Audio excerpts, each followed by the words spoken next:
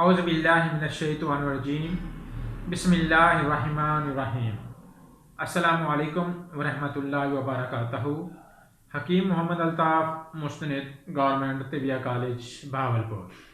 ناظرین، آج کا جو میرا موضوع ہے وہ ہے نمونیا کے حوالے سے۔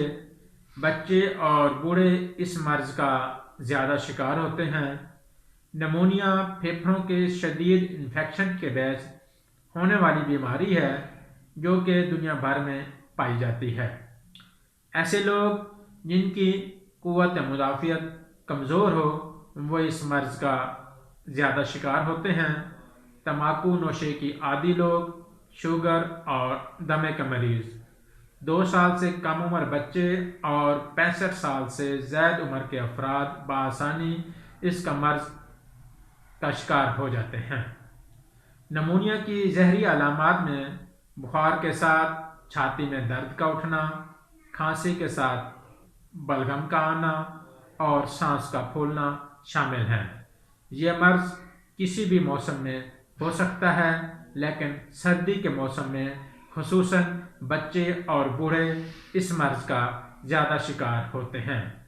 اگر نمونیا کا بروقت اور مناسب علاج نہ کروایا جائے تو یہ مرض جان لیوا بھی ثابت ہو سکتا ہے، کیونکہ نمونیا کا علاج کروانے کے لیے آپ کو کسی بھی مستند معالج کی رہنمائی کی شدید ضرورت ہوتی ہے۔ آپ کسی بھی مستند معالج سے اس کا علاج کروا سکتے ہیں۔ اس کا جو علاج ہے اس میں آج میں آپ کو چند ایک چیزیں بتانا چاہتا ہوں۔ علاج میں آپ نے جو امبل تاس ہوتی ہے اس کی جو پھلی ہے اس کی بالکل راکھ لینی ہے، وہ ہے 50 گرام۔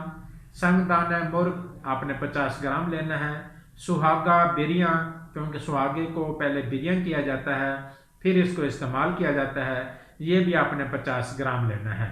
اس کے ساتھ ساتھ آپ نے لینا ہے 12 سنگا، جو کہ شیر مدار میں اس کا مرکب بنایا جاتا ہے، یہ آپ نے لینا ہے 10 گرام۔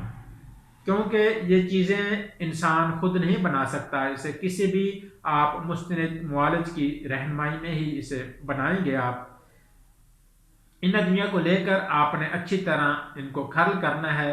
جب یہ کھرل ہو جائیں گی تو بعد میں آپ نے جو آپ کے پاس 12 سنگا کا مرکب ہوگا شیر مدار والا، آپ وہ اس کے ساتھ شامل کر کے اس کا مکمل آپ کا صفوف جو تیار ہو جائے گا، اور جو دوائی آپ نے استعمال کرنی ہے وہ آپ کی بالکل تیار ہوگی۔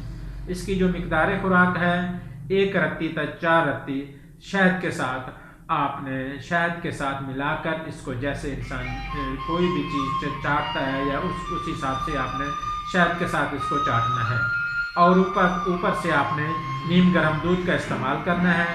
اگر اس کے ساتھ ساتھ لونگ اور دال چینی کا قہوہ بھی استعمال کر لیں تو بہت زیادہ فائدہ مند ہے۔ اس چیز کا استعمال ضرور کرنا چاہیے، اور آپ اس چیز کو بنانے سے پہلے کسی بھی مستند معالج کی رہنمائی ضرور لینی چاہیے۔ اللہ حافظ۔